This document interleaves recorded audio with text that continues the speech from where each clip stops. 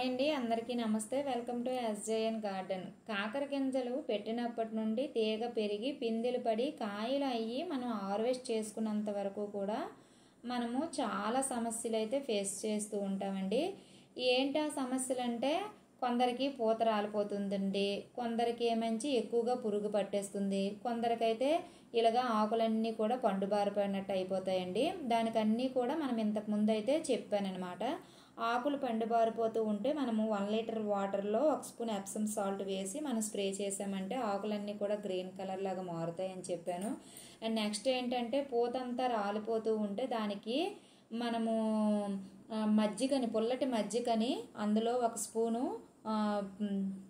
ఇంగువ, 1 స్పూను పసుపు వేసి మొక్కలకైతే స్ప్రే చేస్తే పూతంతా నిలబడుతుందని చెప్పానండి. ఇది మనం చూసుకోలేదు, చూసారా, మనకి కాకరకాయ అయితే పండిపోయిందండి. మనకి ఫస్ట్ కాకరకాయ అది పండిపోయింది, నేను చూసుకోలేదనమాట. ఈ గింజల్లో అయితే మనం ఉంచుకొని ఎండబెట్టుకొని వేరే కంటైనర్లోకి వేసుకుంటే మనకి కాకరకాయలన్నీ కూడా మనకి వస్తాయి అన్నమాట.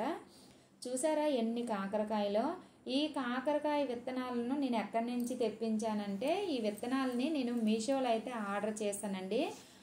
వాళ్ళు చూపించేటప్పుడు పెద్ద పొడవుగా ఉంటాయి కదా హైబ్రిడ్ కాకరకాయలు, అవి చూపించారనమాట. నేను అవే కదా అనేసి ఆర్డర్ చేశాను. ఇవి చిన్న పొట్టుగా ఉండే కాకరకాయలు అనమాట, అందువల్ల అది పండిపోయింది అనమాట. ఏదైతే ఏమండి, వాళ్ళు ఇచ్చేవి పొడవు కాకపోయినా పొట్టు కాకరకాయలు అయినా సరే విత్తనాలన్నీ కూడా జర్మినేషన్ అయ్యాయి అనమాట. ఎప్పుడు మనకి జర్మినేషన్ అవ్వవు అనేసి అంటే, ఈరోజు మనం విత్తనం పెట్టామనుకోండి, ఆ రోజు నైట్ మాత్రం వర్షం పడింది అనేసి అంటే కొన్ని విత్తనాలు అయితే జర్మినేషన్ అవ్వవు.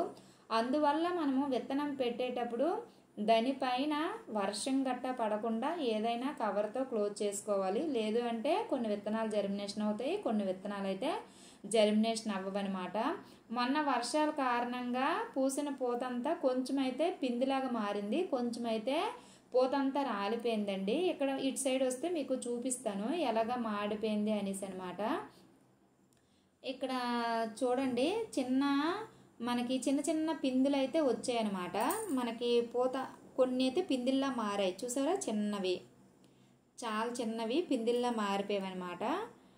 కొంత అయితే పూతంతా రాలిపోయింది అనమాట. చాలా పూత వచ్చేటప్పుడు అయితే చాలా పూత ఉందండి. చూస్తే అన్ని కాకరకాయల అంటే అది ఇన్ని కాకరకాయలు కనుక పండాయి అనేసి అంటే మొక్క అంతా కూడా చాలా బాగా కనిపిస్తుంది అనేసి అయితే నేనైతే హ్యాపీగా ఫీల్ అయ్యాను. కానీ ఈ వర్షాల కారణంగా మొత్తం పూతంతా సగానికి సగం ఎగిరిపోయింది అనమాట. పెద్ద గాలి గట్ట వచ్చింది, ఆ గాలి గట్ట రావడం వల్ల పూతంతా ఎగిరిపోయింది. ఆల్మోస్ట్ మొక్క పడిపోయే స్థితిలోకి వస్తే నేను వెళ్ళి మొత్తం అంతా కూడా మళ్ళీ పెట్టుకున్నాను అనమాట, తీగలా కల్లుకున్నాను. ఇలాగా ఇప్పుడు మీరు ఇలాగా పడిపోయింది అనమాట. చేతిలోనికి ఒక పువ్వు రాలింది కదా, అలాగా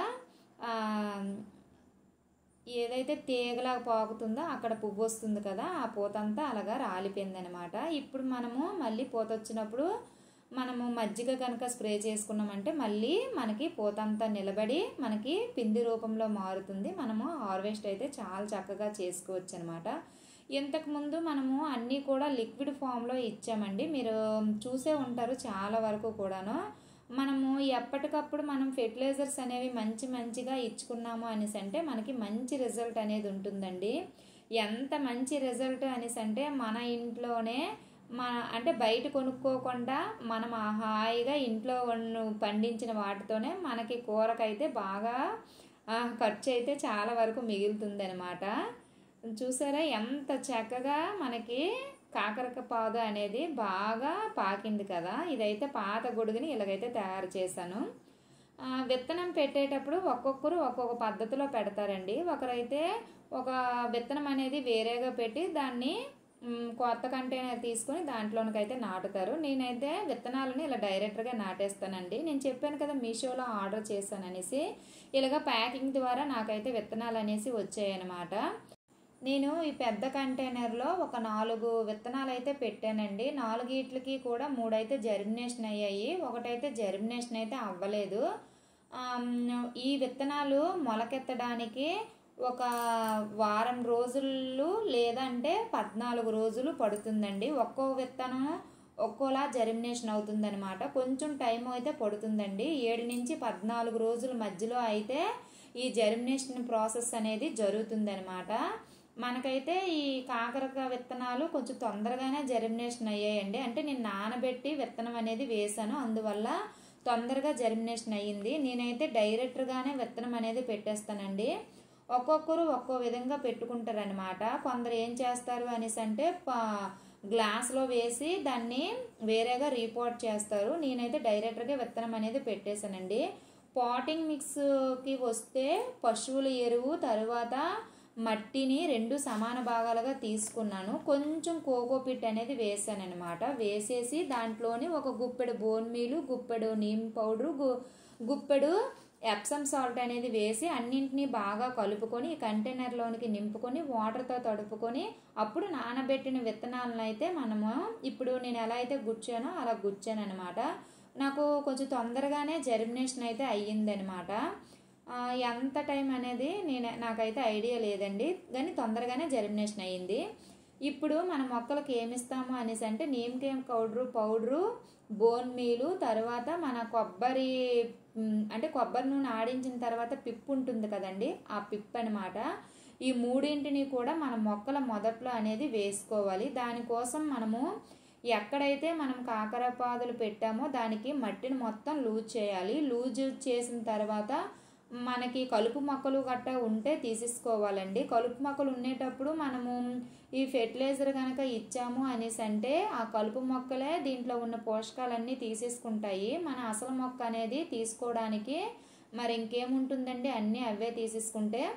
అందువల్ల మట్టిని కలుపు మొక్కలు ఉంటే తీసేసి మట్టిని లూజ్ చేసుకుని ఇలాగా నీమ్ కేక్ పౌడర్ అనేది మొక్కల మొదట్లో అనేది వెయ్యాలి. మనకి ఫంగల్ ఇన్ఫెక్షన్స్ తర్వాత వేరుకుళ్ళు సమస్యలు గట్టా లేకుండా ఈ నీమ్ కేక్ పౌడర్ అనేది చాలా బాగా ఉపయోగపడుతుంది.